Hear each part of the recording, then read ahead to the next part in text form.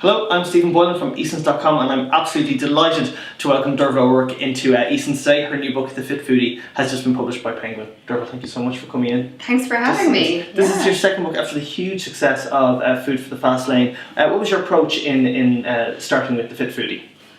With The Fit Foodie, I took what I did in the first book and I tried to go, right, what more could I have given people that I didn't give them in the first book that would make it a little bit better and a little bit more practical.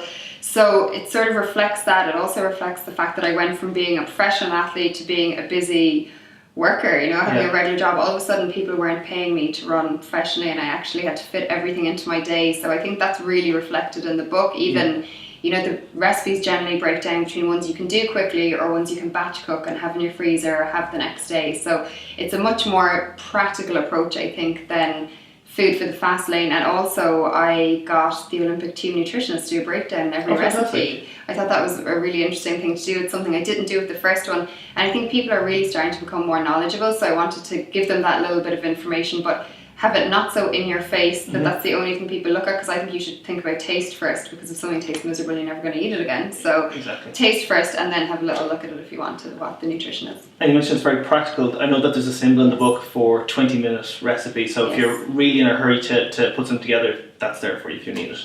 Yeah, and those are tested mainly on my husband, who is not a very good cook, and if he can do them in 20 minutes, and he generally does them. I remember when he was testing them, it was right before he'd go out to rugby training in the evening, so he used to come in from work, have about 20 minutes to turn it around and then go and play rugby. So he's been able to pull it off, so I think it's pretty much I won't say foolproof, I will say busy person proof. Busy person proof. And obviously you've mentioned there's a lot of recipes in it, but what else can you expect? Because I know there's a lot of additional material as part of the book as well. Yeah, there's so many bits and pieces I wanted to write to try and make things, just make life a little bit easier for people, because everybody's so busy and they're trying to live so well. So I did a section on dining al desco, just all about when you're in work and you're sitting at your desk, easier things to do and foods to bring and options for that.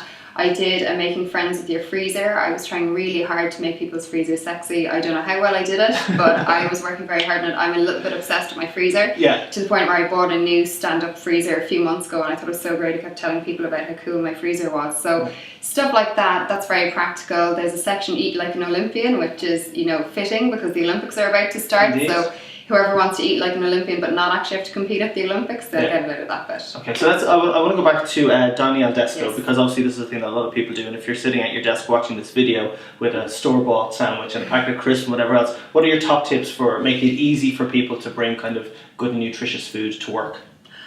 I think my very top tip would be to plan and be organised. I could give loads of tips, but if you'll probably only remember one thing from me today, so it's to plan and be organised. If you're making a certain dinner, just think about, right, will this be nice tomorrow? Could I actually make this in double and have this for tomorrow?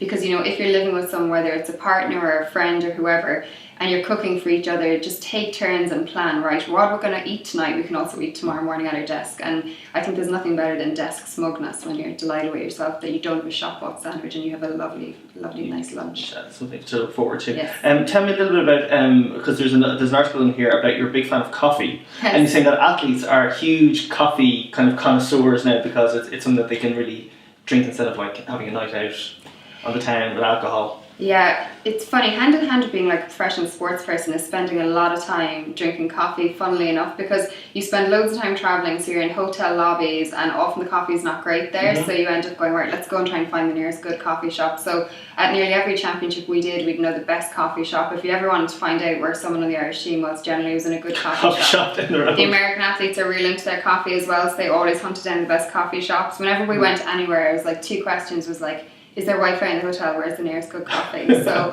and I work in rugby now, part-time, and all the rugby players know about coffee and they're always constantly looking for the best coffee. So in Limerick, I know where all the best coffees are. In Cork, I know that I'm up in Dublin. So you'll always see professional sports people and coffee. It's a big thing because, we're never really going out drinking when we're looking for ways to entertain ourselves. So coffee's a healthy option?